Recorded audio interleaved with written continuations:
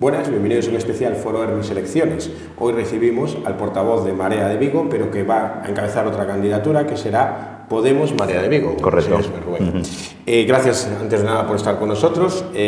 Aquí no se pactan preguntas y los candidatos que vienen aquí tienen que venir a saber que van a ser entrevistados a cuerpo. Exactamente. Primero de nada, Rubén lleva 8 años en la corporación. ¿Cómo valora usted esos 8 años en la corporación? Bueno, complexos, non? Vigo non é unha cidade fácil para facer política. Nos, ademais, viñamos de non ter representación municipal, co cal os primeiros anos é un proceso de aprendizaxe moi potente, pero sí que hai algo que é bastante preocupante, se analizamos con perspectiva de tempos dos 8 anos, que é a pérdida de democracia brutal que temos neste concello, non?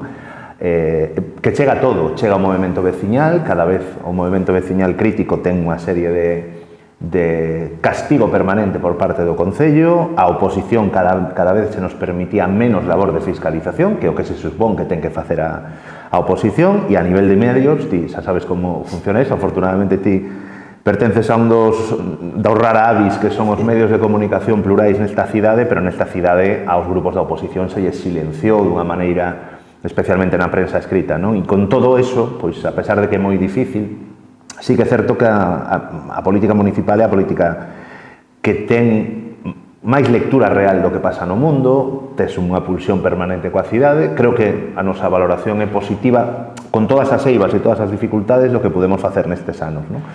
E dende logo, a última legislatura moi rápida, non? Porque tivemos unha pandemia, prácticamente nos metimos 2 anos en falar exclusivamente de recuperación económica, de como íbamos a axudar as familias, e neste último mandato, nos últimos meses de mandato, pois xa había ese tufillo electoral e todos os partidos se puseron a facer campaña cando que tiñamos que falar da reconstrucción económica, de vivenda, de cuestións que ahora mesmo están na preocupación diaria dos vigueses e as viguesas. Usted encabeza una candidatura con Unidas Podemos, algo que no ha conseguido Yolanda Díaz, que es unir, ¿no? O Podemos non ha conseguido.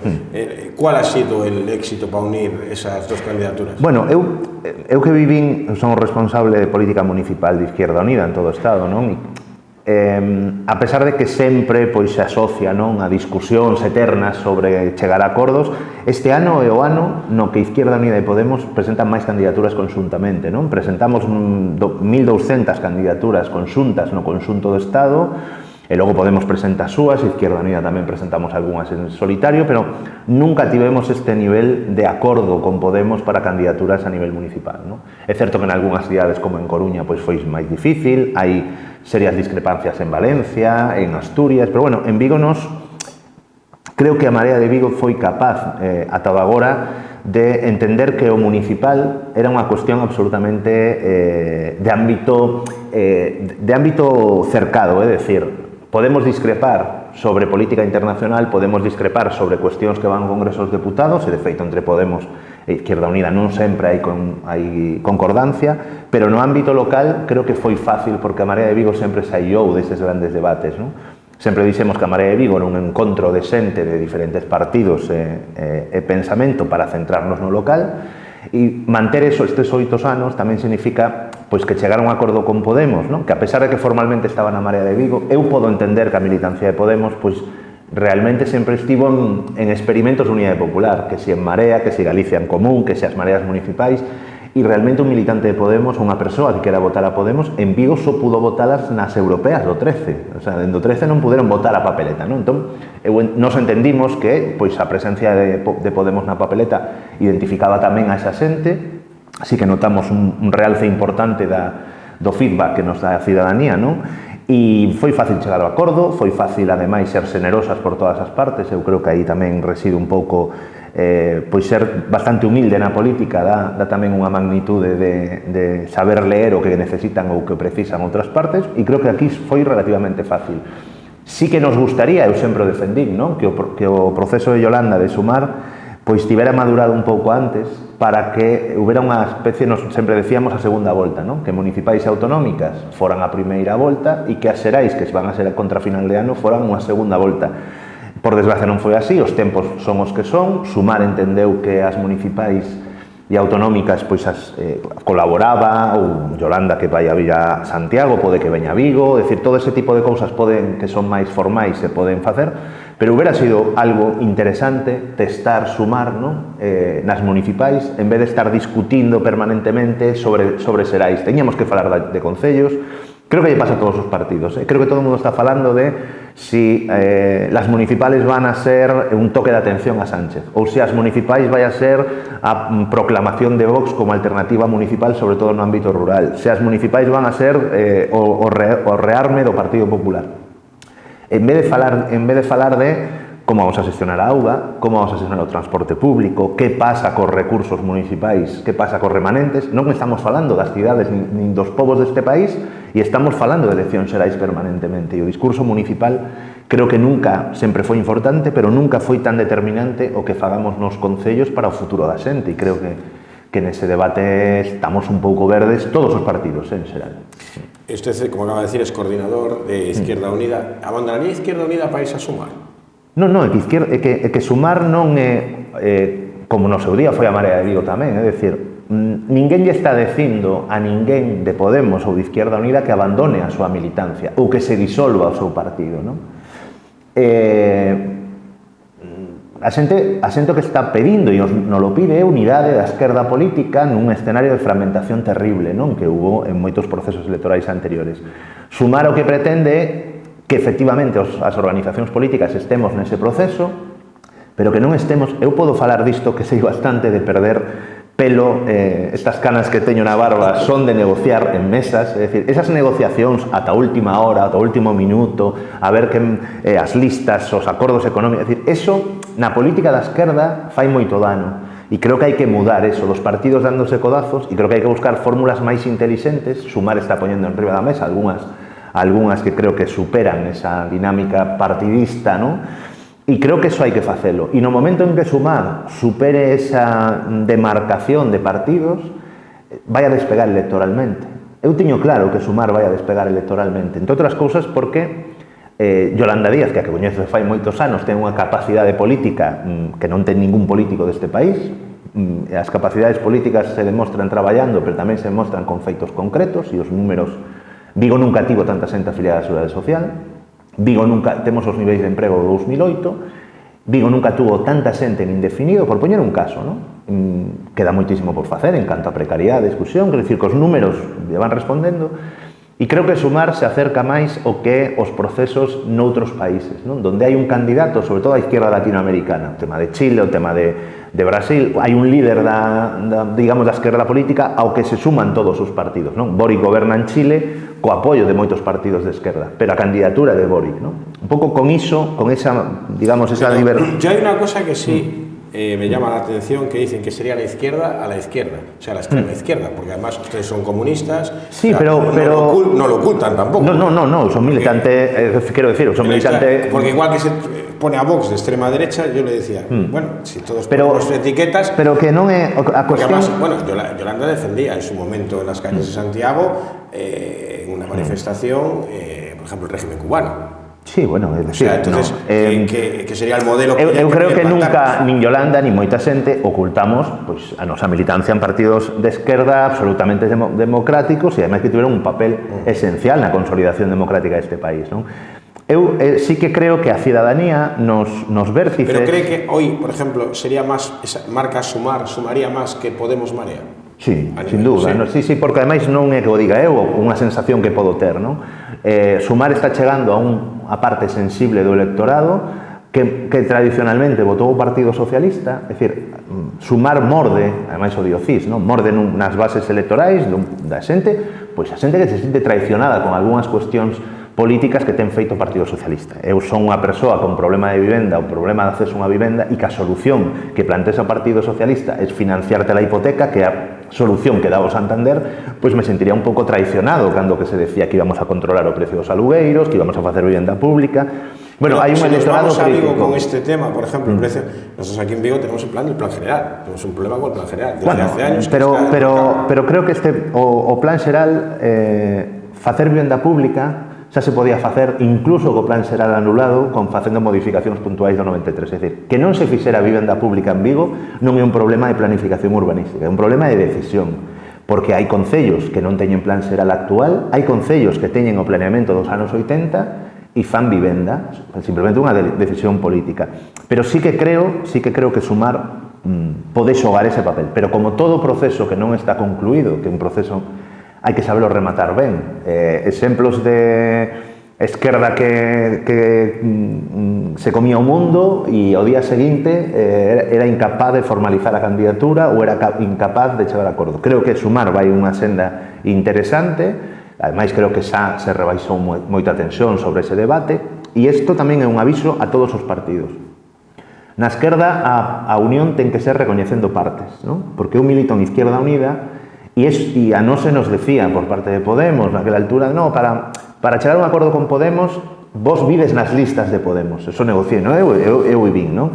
E creo que Sumar cometería o mesmo erro si para decirlle a Podemos que veña con Sumar lle diga que haxa unha disolución de Podemos en Sumar. Eu creo que hai que respetar as partes, como no seu día foi sempre o acordo da esquerda neste país, e máis as coalicións electorais permiten esa fórmula, e creo que ademais o que nos corresponde aos que somos candidatos ahora nas municipais é tentar que haxa un bo resultado, que se manteñan alcaldías importantes como Valencia, como Barcelona. É dicir, aínda que Sumar non quixera participar nas municipais, creo que nos corresponde decir que cando Yolanda di estoy construyendo un novo modelo de país, ese novo modelo de país tamén sexan os concellos, porque construir un país na que unha administración que está tan cerca dos cidadáns e que xestiona unha parte sensible dos recursos públicos, pero que nos temos que ser corresponsables tamén para que ese modelo de país teña un relato municipal. Ustedes son parte del gobierno de España.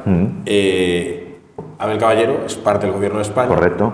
Usted es el responsable, como acaba de decir, de política municipal. Abel Caballero es el presidente de la FEM. Pero aí eu chocan los dos modelos. No, pero chocan los dos modelos. Isto modelo presidencialista. Isto é unha cousa que yo digo a toda a xente que coñece o Partido Socialista en ámbito no Congreso, na propia FEM, é dicir, ou hai dous Abel Caballero, o sea, alguén clonou, está o Bejadoli e alguén clonou a Abel Caballero, porque o Abel Caballero da FEM di unha cousa e como alcalde de Vigo de outro. Non sei se foi onte ou antonte, el diario.es lle fixo unha entrevista na que sin despeinarse, que suerte la de ellos, sin despeinarse, Gonzalo Cortizo, un xornalista galego, ademais un moi bo xornalista, bueno, el programa del Partido Socialista, o programa co Partido Socialista se presenta ás municipais en toda España. Di que se vai apostar pola xestión pública directa da auga, é dicir, que no caso de Vigo sería que no momento que acabe a concesión da Cualia volver a instaurar pois o que tiñamos de empresa pública privatizada nos 90, que era Emavisa. Dice, no, eso no viene. E lle dio periodista, pero como no viene si lo tengo aquí? No, eso no viene. E ata que o periodista lle insiste e digo, pero como me puede decir que no viene en el programa del Partido Socialista la remunicipalización del agua cuando estamos aquí viendo un papel y en el programa del Partido Socialista viene? Non, a solución é decir, pero es que aquí me presento yo, no se presenta el PSOE. Claro, es que él dice que ese mesmo alcalde que di eso e que minten, é dicir, onte no pleno, calquera veciño que me siga en Twitter ou que queira buscalo, onte no pleno me decían que eu mentía cando decía que hai contratos de concertos en Castrelos, en outro tal, sí, donde aparece a cláusula de presentación del artista a cargo del alcalde, que iso se paga. É dicir, a xente que pensa que Abel Caballero saludando a los vigueses non le cuesta dinero, que sepa que estamos pagando máis, e custa máis contratar artistas en Vigo por ese tipo de cláusulas leoninas que ningún alcalde deste país se atreve a poñer nun papel. Yo me traigo a este cantante, pero yo lo presento.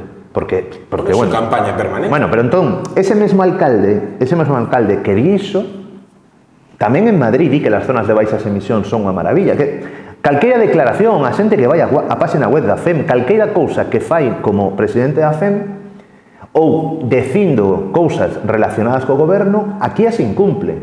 É dicir, os alcaldes socialistas dixeron non a ese sistema que querían de coller o diñeiro do remanente, lo prestaba al gobierno e se lo devolvías al gobierno. Nos decíamos, o remanente noso, e a forro dos concellos queremos gestionalo. Pois él decía que todo el mundo estaba de acordo con eso. Mentira, é dicir, a mí non me vale rebaixar o discurso político e ademais me parece un insulto aos vigueses, así o digo. Eu quero que políticos de altura con discursos políticos de altura, porque considero que ao cidadán de Vigo non se le tiene que hablar de unha maneira en Madrid e ao cidadán de Vigo hai que falar de outra como si simplificara. Non, pero eso é como idiotizar os vigueses. Pero os vigueses ese modelo funciona porque ganamos las elecciones. Pero ese modelo funciona como funciona a xestión miserable de Revilla en Cantabria, ese tipo de políticos que nos falan, que se dirixen a xente como se a xente fora tonta. A xente sabe moitísimo máis de economía municipal posiblemente de algúns que estamos na corporación. Simplemente hai que permitir que con democracia e transparencia se poida saber o que pasa no Concello. Cando un veciño lle explicas, mire, a usted le cobraron el IBI, ¿verdad? Le cobraron el rodaje, ¿verdad? Si tuvo una herencia, el impuesto de sucesiones, ¿verdad? Vostede paga tasas, ¿verdad?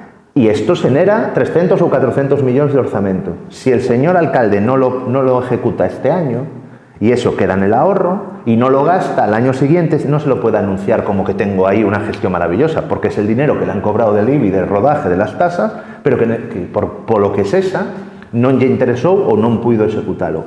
Eu creo que os veciños, cando yo explicas, os veciños entenden. Entón, a mí eses dous Abel Caballero de dúas intensidades, de dous discursos diferentes, las zonas de bajas emisiones en Madrid para todos los alcaldes de la FEM son maravillosas, pero cuando llega a Vigo no las quiere implantar, a mí non me gusta, porque esa política de apariencia, eu sei que hai moitas cousas que eu digo que os vigueses non lle gusta, é evidente porque só hai que ver os resultados electorais, pero eu non vou a cambiar o meu discurso porque eu considero, ademais, que nos acertamos en moitísimas diagnoses en materia económica, de servicios públicos. Sobre Vitrasa non nos equivocamos nada sobre a variante de Cerdedo, non nos equivocamos sobre o Plan Xeral, e entón teremos que facer un licuaxe seguramente máis entendible, ou teremos que ter outra estrategia política, pero no que é a formulación programática, eu aprendi en política de Julián Guita, e o programa vai a misa. E se hai algo que non se pode facer, se lle di aos veciños, non como estou vendo nesta campaña algunhas propostas de outros partidos que digo eu, pero señores del PP e señores del BNG, que vostedes gobernaron esta cidade, que vostedes estiveron á fronte desta cidade, como poden decir cousas agora que de repente se sacan da chisteira cando durante os anos da súa xestión non o fixeron? Neso creo que Abel Caballero soa con ventaxa, porque cando sai alguén do BNG falando de urbanismo lle lembran automáticamente o Plan Xeral. As grandes piezas urbanísticas do Plan Xeral son firmadas e son proposta ao BNG. Sí, y luego PP puedes hacer cargo de todo lo que hicieron tus antepasados. Es como si me dicen, sí, no, porque non estamos falando de 100 anos. Estamos falando que na xestión municipal desta cidade o convenio Marta Xavier creo que no tienen culpa. Sí, pero eu son responsable. Sí, no. Igual que Abel Caballero dice que no tiene culpa lo que hizo. Pero eso é personalizar os partidos. E entón aí sí que xogamos nunha cousa que Abel Caballero quere que gañemos. Él non é el PSOE, él é Abel Caballero. Non, señor. Vostede é o PSOE. E vostede tamén é corresponsable dunha estrategia histórica de partido que hai que enmendar. E que eu non vexo propósito de enmenda. Ningún dos partidos que gobernaron esta cidade, ningún propósito de enmenda. En el caso de la vivienda, ustedes fueron muy críticos con el tema de las viviendas turísticas. Su número 2, que es de Podemos, en una entrevista en un diario, no lo vamos a nombrar por respeto al diario, ¿no? Y por decía que tenía 4 viviendas turísticas. A ver, cada uno, é unha actividade legal, é dicir, por eso, non é o único que pedimos. O sea, ni me parece legal, me parece que cada uno hace lo que quiere. Ustedes esto lo hablaron. Sí, nos dixemos que no programa noso era absolutamente irrenunciable a limitación e o control desta actividade, que é o que estamos facendo nos gobernos nos sitios onde gobernamos. Cale a limitación? Pois que efectivamente nun bloque non pode haber X, que ten que haber, que todas teñen que ser legais, e no noso programa, e isto está falado con calqueira persoa, vai aparecer a limitación destas, en certo que en Vigo aínda non é problemático, como noutras cidades, pero empeza a selo, e, por tanto, a limitación e a regularización a través dunha ordenanza municipal, que evite o que evite a ilegalidade que hai en centos delas que non están nin siquiera dadas de alta. E en eso estamos de acordo Podemos. Pero que su número 2 de Podemos tenga 4 pisos, ¿no le parece paradigmático? No, eu o único que teño máis claro é que coa regulación Podemos ha hecho. No, pero que ese formato sempre existiu, é dicir, por exemplo, 4 traballadores pasa, non? Que pasa moito, 4 traballadores que veñen a traballar o naval durante un mes. O custe para unha empresa, porque nos non ten pasado, non? Unha empresa que traballa, o custe dunha empresa de ter 4 traballadores en hotéis, por exemplo, se eses traballadores veñen en decembro, cos incrementos que co mes de decembro ten hotel, non hai posibilidade, non hai outra opción moitas veces de facer un alugueiro de 15 días, os alugueiros, digamos, de apartamento turístico. Eso está regulado. Outra cousa son os apartamentos, as vivendas de uso turístico que ocasionalmente un particular mete, que son dúas actividades diferentes. Entón, nós estamos intentando, que non é ademais a que se dedica neste caso esta compañeira, nós estamos clarísimamente a favor de que existan como formato excepcional e que complete a oferta hotelera. Nós en ningún sitio decimos prohibición, porque non podemos prohibir esta actividade. O que si queremos é regulala e limitala. E en eso estamos de acordo, e creo, ademais, que nestas cousas hai que facer pouca demagoxia, porque se empezamos a rizar o rizo, pois tamén unha persoa que teña unha empresa, unha persoa que teña tal, eu non so que o que si dixemos, e non hubo discusión entre toda a xente, é dicir, entre toda a xente dixemos regulación, limitación, e ademais hai unha cousa que un veciño ou unha veciña de Vigo que ten un alugueiro decida metelo no apartamento vacacional. Outra cousa é que rehabilitemos bloques enteiros do casco vello para facer o negocio. Son dúas cousas diferentes. Nos non pensar que o veciño e a veciña que ten un alugueiro o saca, expulsa a familia e o convirte en apartamento vacacional, aquí hai unha lei que o prohíbe. Es decir, ti non podes coller e decir, no, es que este apartamento ya non te lo alquilo porque va a vivir mi hijo. O sea, pero aquí, isto que o fan, eu coñezo moita xente de todos os partidos que está con este negocio. Creo que ten que ter unha regulación. Outra cousa é que se estean rehabilitando bloques enteiros no casco vello, incluído en algunha plaza da Princesa, na plaza de tal, para da noite a mañán convertilos en alquiler vacacional. Creo que son dúas cousas diferentes que hai que regular. Vamos a, digamos, sintetizar, las encuestas dan que Abel Caballero tiene una pérdida electoral. O si tiene una pérdida puede ser de uno o ninguno. Incluso hay alguna que le da que puede subir. Si nos ponemos en situación, tenemos las Navidades donde se ha enfrentado a los vecinos acusándolos del centro desde que eran mandados por el PP, por el bloque, tal. Llamándole a los del túnel, llamándoles señoritos, con Vitrasa. Incluso nos enfrentamos a una huelga en las elecciones, una huelga casi que va a paralizar la ciudad de Vitrasa. Hemos pasado en la otra legislatura por el SER, donde se tuvo que hacer una regulación. Bueno, una serie de cosas. ¿Por qué no le pasa electoralmente esto todo?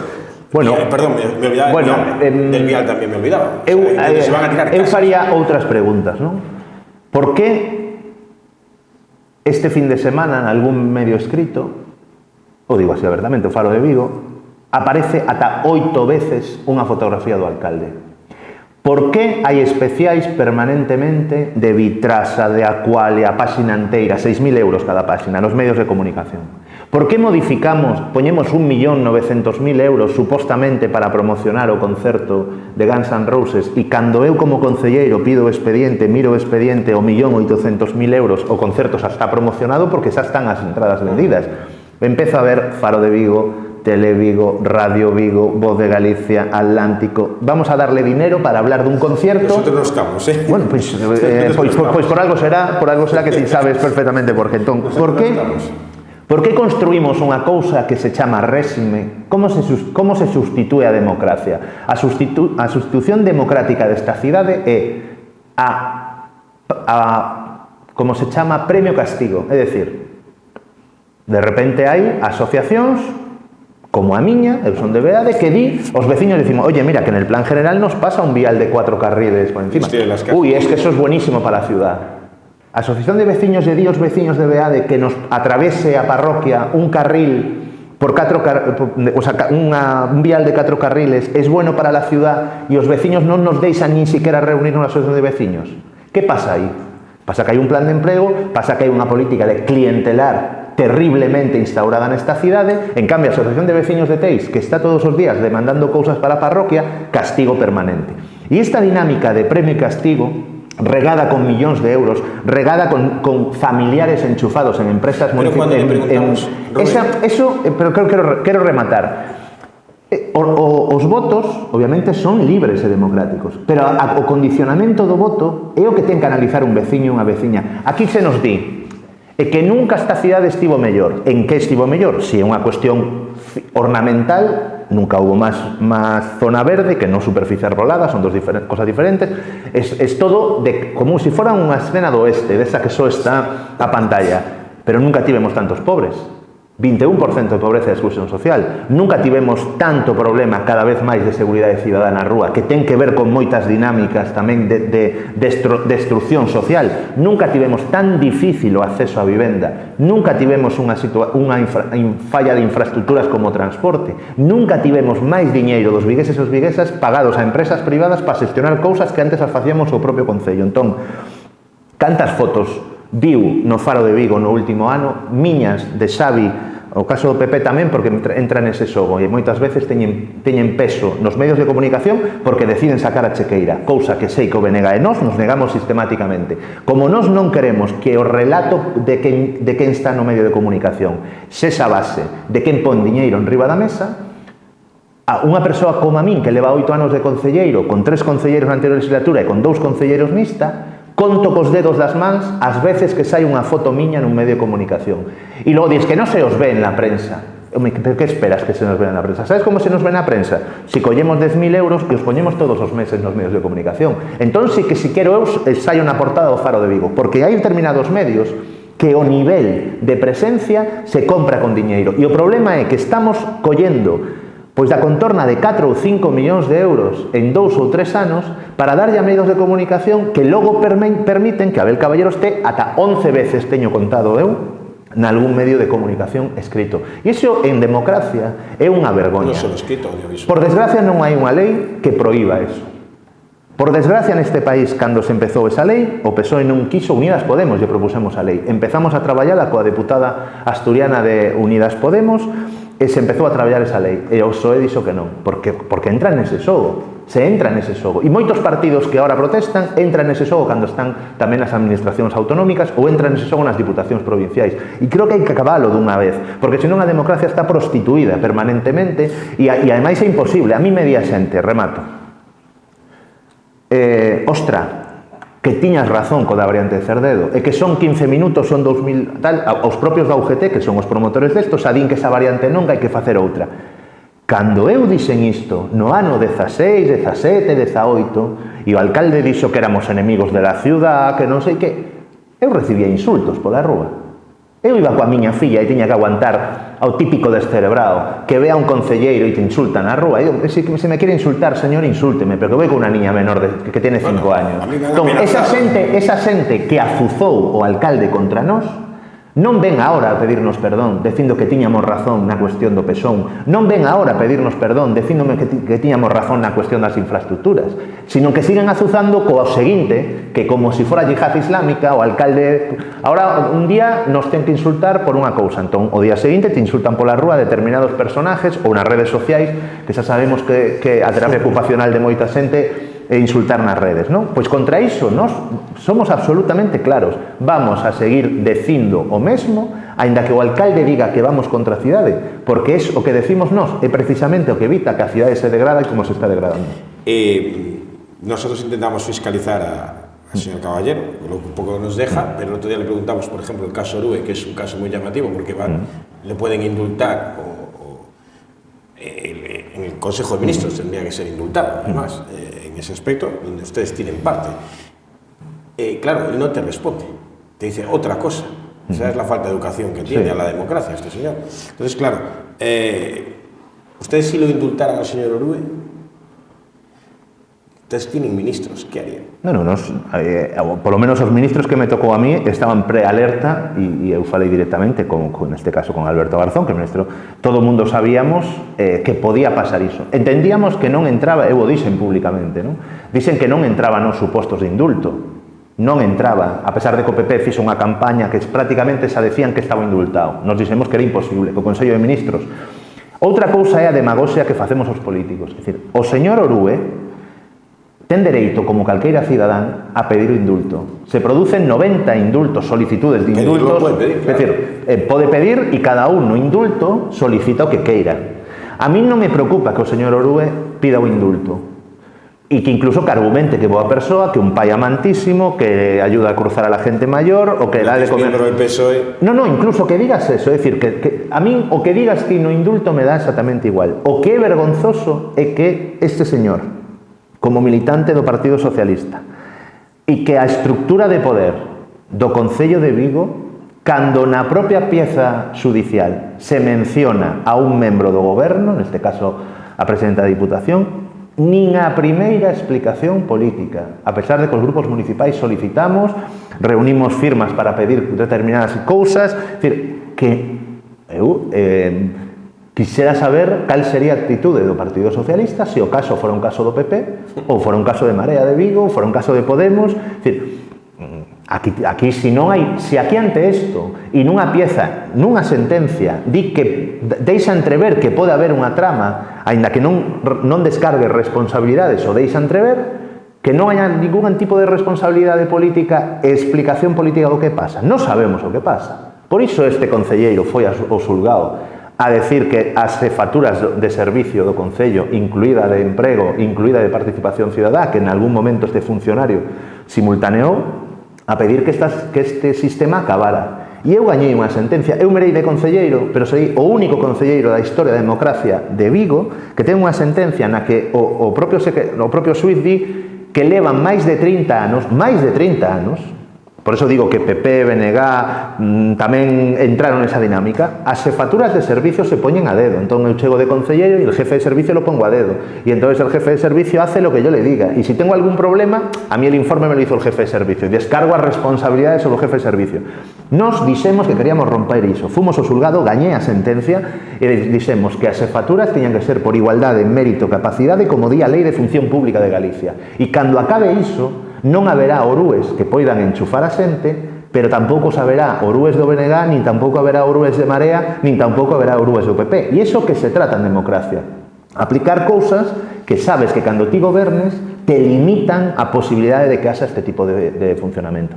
Ese debate non se abre, os xefes de servicio, a pesar de que temos unha sentencia, siguen algúns deles en encomienda de funcións ou este tipo de asignación laboral para min fraudulenta, e creo que eso tamén é o que deberíamos de resolver. Orue é posible que non cumpla toda a pena porque é unha persoa máis maior, xubilada, e seguramente con reducción de pena. É dicir, non creo, sinceramente, que haxa un indulto ou que o Partido Socialista quere asogarse un indulto, porque eu creo que o silencio dos funcionarios está garantizado. Usted acaba de decir que se irá. ¿Usted cree que no van a salir o cree que como nos dijo que va a estar 2 años e 2 años? Claro, é que eu en política teño unha gran ventaxa que sempre defendín, que eu sei cando teño por militar en partidos como Izquierda Unida, sabemos cando temos limitación, o sea, cando acaba a nosa carreira, non unha carreira política, vou a seguir militando, vou facer moitas cousas e vou a seguir traballando na miña organización. Pero eu, desde o primeiro día que entrei como concelleiro, sabía que máximo teño 2 legislaturas a dedicación completa, é dicir, dedicado a la política, que nunca tive unha dedicación completa, e como máximo unha terceira legislatura se o pido o 70% da militancia, cousa que exercimos agora. O feito de ter finalización que te obliga a traballar en formar xente, en facer os relevos de maneira natural, non? Nos gobernamos en Rivas, hacia Madrid, Pedro del Cura, que era un alcalde magnífico, os 8 anos rematou, e nesta legislatura adicouse a formar a que sería, digamos, a persoa que considera que podía ser a candidata. Eso, cando en política tes limitación, evitas cábalas de supervivencia que fai moita xente, non? Que evitas un Abel Caballero evitas un Abel Caballero, evitas concelleiros que estiveron dentro dos anos 80, que tamén os hubo, é dicir, evitas este tipo de, por exemplo, evitas este tipo de cousas. Eu sempre supen que 8 ou unha legislatura extra que a que vamos a exercer, pero si que considero que hai que preparar o relevo, porque que todos somos prescindibles en democracia e todos temos que dar o paso e todos temos que saber que a limitación, e ademais pido, temos que evitar as dedicacións exclusivas á política municipal. É perfectamente posible, si no, algún concejal no podría ganar 100.000 euros, ¿no? É perfectamente imposible con unha dedicación de 26 horas. Estar en un gimnasio, claro, outra cosa é o tempo, que efectivamente eu teño unha nena de 10 anos que nos últimos anos hai cousas que me perdín como pai, ¿no? Pero creo que hai que compatibilizar, hai que evitar a profesionalización da política municipal, fagámolo dunha vez, porque senón hai unha especie de de seres aborregados, moitas veces, que son incapaces de interrelacionar co mundo. Eu outro día escoitaba a Trías, o que é o candidato de Junts á alcaldía de Barcelona, decir que é normal que unha persoa que gana 3.000 euros ao mes non chegue a fin de mes. Que era normal, decía. Non é que hai xente que gaña 3.000 euros ao mes que non chega a fin de mes, moitísima, porque hai xente que ten moitos fillos, hai xente que ten hipotecas, eu podo entendelo, pero é que é normal, non é normal, non é normal, pero ese tipo de cousas creo que en política temos que estirpar. Para acabar, vamos a hacer o que empezamos hoy con Rubén, es con unha palabra, defíname Abel Caballero. Eu creo que un mentiroso. E en política mo demostrado, é dicir, a mí un político que me di unha cousa cara e sabe como sería eu que mentira, pois é un mentiroso. La delegada Xunta e presidente del Partido Popular e candidata al Partido Popular, Marta Fernández Tapias Núñez. Pois eu creo que non está nas coordenadas do que é a se podemos definir con a palabra elitista. Xavier Pérez Iglesias, candidato del BNG e compañero de la corporación. Eu creo que é un traballador. Álvaro Gómez Melle. É que o descoñezo non podo clasificalo. La candidata de Cenalo Sebe. É dicir, as persoas que non coñezo non son capaz de... E un pronóstico? Pois eu creo que vai haber unha baixada, a cidade late, e ademais se nota unha baixada importante do Partido Socialista. Creo que hai un estancamento do voto do Partido Popular, creo que obviamente que hai un vento a favor tamén de que o BNG teña un bo resultado, e eu, se analizo as últimas enquisas, non, que sondaxe que publicaron fai 15 días, na que nós somos a única forza da esquerda que sube na cidade, non? O BNG perde un punto, o PSOE perde 4, e nós subimos un punto, dende que anunciamos a coalición. Creo que estamos en opción de seguir sendo unha forza con presencia potente no grupo municipal. E ademais, decía eu onte, falando con algún medio, non é o mesmo que asa 7 concelleiros da oposición que asa 6. E iso que o sepan os veciños e as veciñas. Cabostai, donde había unha urbanización ilegal con 6 chalés nunha reserva, unha zona natural preciosa da cidade, está paralizada porque 4 concelleiros do PP, 2 concelleiros de Marea de Vigo e un concelleiro do BNG lle pedimos ao secretario un informe. E, aínda que pareza que todo está perdido, porque a maioría de Abel Caballero é abafante e el decide, e é el sátrapa de la ciudad, é casi un réxime norcoreano, que sepa os veciños as veciñas que 7 concelleiros na corporación non é igual que 6 ou non é igual que 5. 7 é o número mínimo que podemos tensionar aínda dentro da lei de bases de réxime local algunhas cuestións e, polo tanto, que a xente vote libremente. Obviamente non vamos a pedir o voto a ninguén porque o voto é libre, pero sí que a xente tamén module o que significa que a oposición teña 7 concelleiros ou teña menos. Gracias, Rubén. Gracias a vos. Con nosotros y como lo que decíamos al principio, no ha pactado ninguna pregunta, libremente ha venido, como ha venido siempre, hay que decirlo. Muchas gracias. Y gracias a todos por ver. Esperamos una nueva edición de Foro Hermes Especial Elecciones.